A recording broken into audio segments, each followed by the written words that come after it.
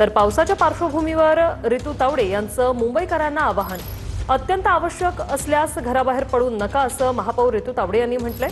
झाडांखाली उभं राहणं टाळा असंही रितू तावडे यांनी म्हटलेलं आहे।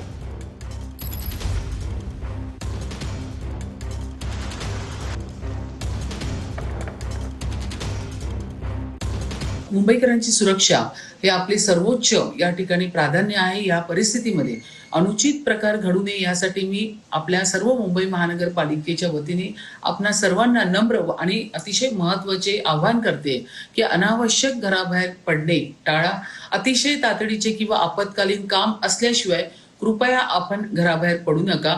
आपल्या घरातच आपण सुरक्षित राहा। कोणत्याही तातडीच्या मदतीसाठी किंवा आपत्तीच्या प्रसंगी तात्काळ मुंबई महानगरपालिकेचे आपत्कालीन नियंत्रण कक्षाचे 1916 म्हणजेच 1916 या हेल्पलाईन वरती आपण सर्वांनी संपर्क साधायचा आहे।